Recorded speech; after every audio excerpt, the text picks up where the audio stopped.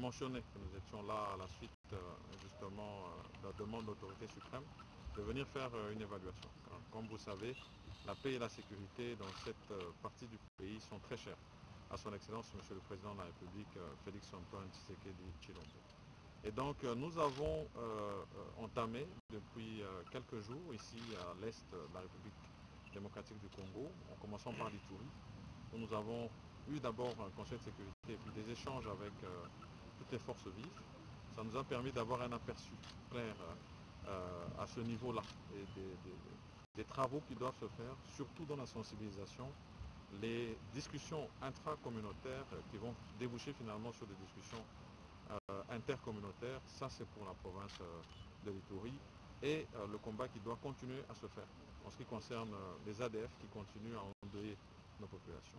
Ici, dans la province du Nord Kivu, comme nous l'avions fait aussi d'ailleurs dans l'Ituri, nous avions annoncé que nous venions pour d'abord être à côté de ces familles qui sont endeuillées, être à côté de ces familles qui sont déplacées, car vous connaissez cette situation que nous avons dans Rutshuru et à Bunagana, où nous avons eu ces familles de déplacés qui sont rentrées d'ailleurs par patriotisme et qui ont besoin de l'assistance humanitaire. Nous avons promis d'être vraiment à leur côté. Ensuite, nous avons eu aussi ici un conseil de sécurité où on nous a donné l'état de la province.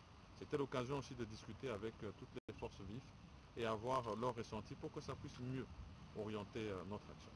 Et donc, sur les points, je peux dire, saillants, nous avons reçu cette revendication qui avait été faite par rapport à la MONUSCO.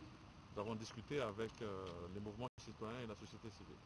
Et nous avons fait appel à leur sens de responsabilité, en disant que la Constitution garantit toute forme de revendication, mais la Constitution garantit aussi le droit à la vie. Et que c'est important pour nous, en tant qu'autorité, que qui avons la responsabilité justement de la protection des biens et des personnes, que nous soyons toujours au fait en termes de responsabilité.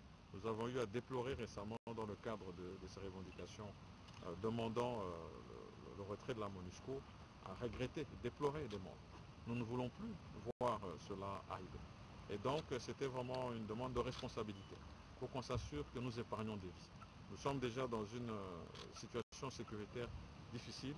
Il faut concentrer nos forces là où nous avons véritablement ces forces négatives, et cette agression que nous avons qui est activée par le Rwanda. C'est là que nous devons mettre l'énergie.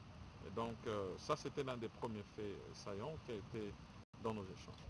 Ensuite, nous avons échangé sur d'autres questions qui préoccupent la population, notamment la sécurité, le banditisme, et nous assurer qu'avec les autorités militaires, nous puissions adresser ces questions, surtout des questions de tracasserie qui ont été mentionnées.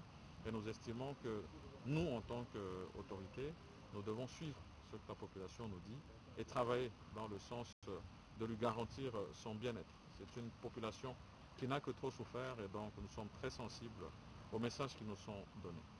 Nous avons eu aussi cette demande qui a été faite particulièrement pour la ville de Goma en ce qui concerne les restrictions en termes de déplacement, et nous avons discuté avec le gouverneur militaire et donné une indication et voir les modalités de levée de couvre-feu tel que c'est vécu actuellement dans la ville de Goma.